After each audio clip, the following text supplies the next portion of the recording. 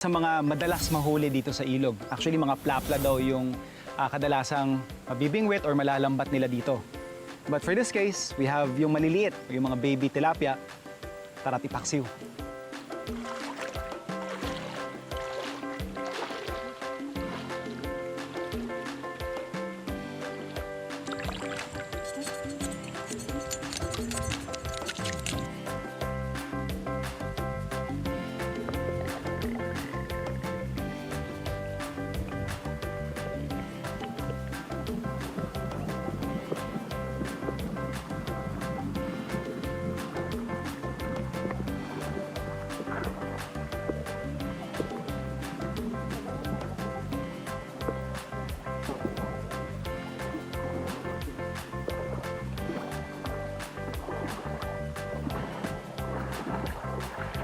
So, meron tayong palayok, yung ating isda.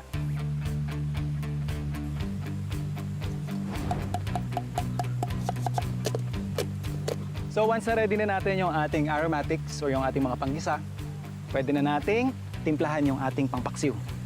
I have here some salt.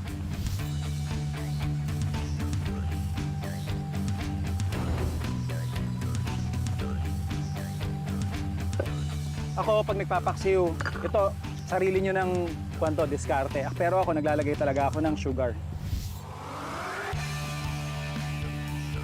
Gagamitin din natin yung isa sa mga feature products ng kanilang farm, sa banana cider vinegar.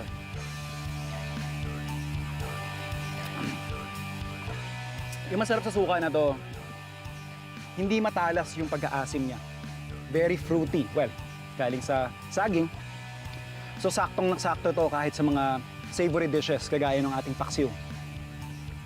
But definitely, kung wala man kayo nito, you could always use kung anong available na suka sa area ninyo. So, depende kung anong doneness yung gusto ninyo. You can cook your paksiw from 30 minutes to hours.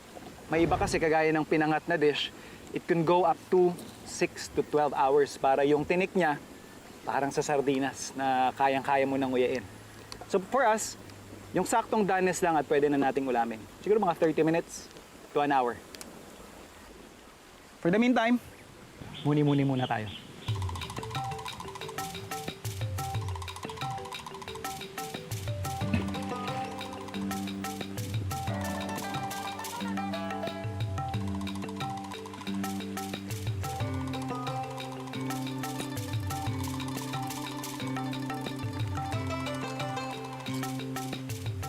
Clay pot or palayok yung ginamit natin for this dish. Number one, traditional naman yan na ginagamit ng mga Pinoy. Pangalawa is, bukod sa mas sumasarap yung niluluto mo, number one, kasi may awang to, so in a way, yung uli ay yung usok nakakapasok sa loob, so nagkakaroon ng siguro mas complex na lasa yung niluluto mo. And from what I know is, dahil sa natural na clay yung ginagamit for making palayok, nagkakaroon ng additional minerals yung putaheng niluluto mo. Same as when you're cooking dishes using cast iron pans na tumataas yung iron content or nagkakaroon ng additional iron content yung putaheng niluluto mo. So bukod sa mas sumasarap na yung pagkain mo, meron ka pang additional benefits na nakukuha from it. And of course, in line lang din sa isa sa mga produkto nila dito sa farm is yung banana chips nila. But we will be using yung raw materials na ginagamit nila, which is yung hilaw na saba. Hahalo lang natin sa ating paksiw. Now, if you prefer, pwede rin yung hinog na yung ilagay ninyo. But ako kasi, gusto ko yung medyo may texture pa. You might be wondering, nag-work ba? Kasi paksiw, tapos saging, hindi naman nilaga yung niluluto natin. Would the flavors work together? Based on my experience, yes. Lalo na pag itong maniba pa, neutral pa yung lasa niya. Siguro yung iba may konting pakla, but once na nailuto na siya sa ating sabaw, nanu-neutralize na rin yun. And in a way, mas na-absorb niya yung lasa ng paksiw. And yun nga, para ka lang din na, siguro yung mas flavorful version pag, kunyari, gagamit ka ng patata sa isang putahe, ito rin yung parang magandang substitute.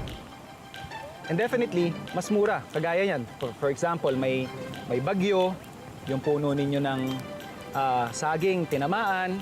So, imbes na itapon or masayang, there's definitely some other ways or other dishes na pwede nyo pa rin siyang ihalo.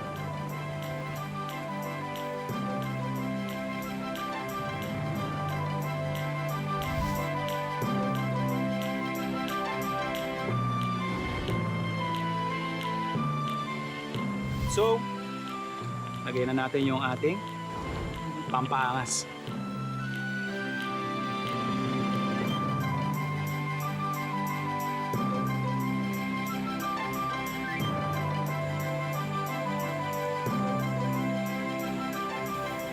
Pwede na tayo mag-serve.